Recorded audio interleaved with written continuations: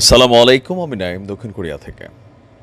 জাতীয় নির্বাচন এখনো অনেক দূরে, তবে নির্বাচনকে ঘিরে মোটামুটি নানান ধরনের পরিকল্পনা বা রূপরেখা বা রোড ম্যাপ আমরা যেটাই বলি, সেটা আস্তে আস্তে সামনে আনার চেষ্টা করছে বাংলাদেশ জাতীয়তাবাদী দল বিএনপি।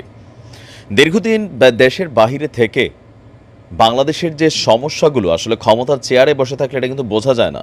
যেমন আজকের দিনে আপনি আওয়ামী লীগকে যতটা দেখেছেন যে আসলে কিছু বুঝতে চায় না, এখন কিন্তু বুঝবে, কেননা ক্ষমতা থেকে সরে গেলে দূর থেকে ভুল ত্রুটিগুলা দেখা যায়। তো এরকম লম্বা একটা সময় ক্ষমতা থেকে দূরে ছিলেন জনাব তারেক রহমান।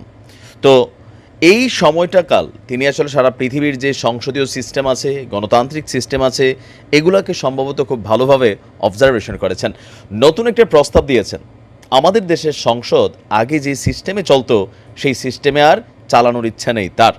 তিনি তার যে নতুন রূপরেখাটা প্রণয়ন করেছেন, আমার কাছে এটাকে পারফেক্ট মনে হয়েছে। এটা ওয়েস্টার্ন ধাঁচে, বিশেষ করে মার্কিন যুক্তরাষ্ট্র বা যুক্তরাজ্য আরও বিভিন্ন দেশে এই সিস্টেমটা আছে।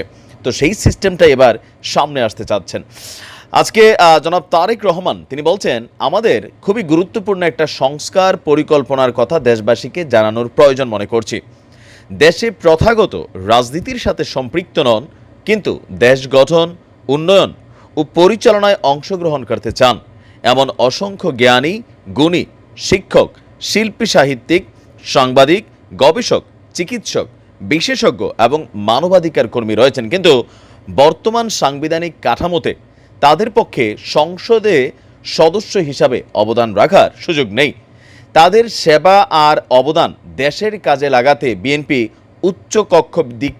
উচ্চ কক্ষ সহ দ্বিকক্ষ বিশিষ্ট পার্লামেন্ট ব্যবস্থার সংবিধানে সংযুক্ত দেখতে চায়। তারেক রহমান বলছেন, আমি বিনয়ের সাথে শুধু আমাদের আগামী দিনের পরিকল্পনার সদিচ্ছার কথা জানাতে পারি, কারণ আমরা জানি দেশের মানুষের সমর্থনই কেবল আমাদের পরিকল্পনা বাস্তবায়নে ভূমিকা রাখতে পারে। তো তিনার যে বক্তব্য, আমরা যদি দেখি, যেমন পশ্চিমা দেশগুলোতে এই সিস্টেমটা আছে, দুইটা কক্ষ থাকে, নিম্ন কক্ষ, উচ্চ কক্ষ। তো উচ্চ কক্ষে যারা থাকেন তাদের একটু ইয়েটা বেশি থাকে, বা যে কোনো একটা বিল পাস হইতে গেলেও নিম্ন কক্ষ থেকে উচ্চ কক্ষে যায়, ভেটু দেওয়ার সুযোগ আছে। অথবা জনগণের ভাবনা, আমরা যখন এখন শুধুমাত্র টক শো অথবা সাবহাব এটা শুনি, সরাসরি সংসদে গিয়ে কোনো ধরনের বক্তব্য দেওয়ার সুযোগ থাকে না।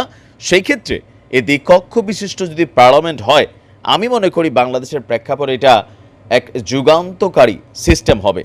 তবে এই সিস্টেমটা শুধুমাত্র বিএনপি চাইলেই করতে পারবে না। এখন বাংলাদেশে সংবিধান সংশোধনের প্রয়োজনীয়তার উপরে কিন্তু নানান আলোচনা হচ্ছে। তো যদি সংশোধনী হয়, সেই সংশোধনের মাধ্যমে আমাদের জাতীয় সংসদ কেমন হবে, আগামী দিনে কেমন হওয়া উচিত, উন্নত বিশ্বের সাথে তাল মিলিয়ে জনগণের ভাষাকে সরকারের কানে ঢুকানো, জনগণের চিন্তাকে সরকারের মস্তিষ্কের মধ্যে টাচ করানোর জন্য সবচেয়ে বড় জায়গাটাই হচ্ছে কিন্তু সংসদ। কিন্তু বাংলাদেশের সংসদ, আমরা দীর্ঘদিন যাবৎ যেমন সংসদ চেয়েছি তেমন সংসদ কিন্তু নাই, কারণ একদলীয় সরকার সিস্টেমটার কারণেই বিপরীত দলগুলা বা বিরোধী দলগুলা এটা গৃহপালিত দল হিসেবে কিন্তু এতদিন ভূমিকা রেখেছে। বলার জন্য সংসদে বলেছে, কিন্তু যখন গণতান্ত্রিক সিস্টেমে এই নির্বাচনগুলো হয়নি, তো সেখানে হয়েছে কি, শক্তিশালী বিরোধী দল ছিল না, সরকার দলীয়রা যা খুশি তাই কিন্তু সেখানে পাশ করতে পারছে। তো এখন যে সিস্টেমটা আসছে, আমার মনে হয় যে তারেক রহমান যেই পরিকল্পনা দিয়েছেন এটা সুন্দর, এবং এটা যদি সংবিধান পরিবর্তন হয়, তাহলে এই সিস্টেমটাকে অবশ্যই অ্যাডপ্ট করা উচিত। ভালো পরামর্শ যেই দেখ রাষ্ট্রের জন্য, তাকে বাহবা জানানোই আমাদের দায়িত্ব। ধন্যবাদ। আসসালামু আলাইকুম।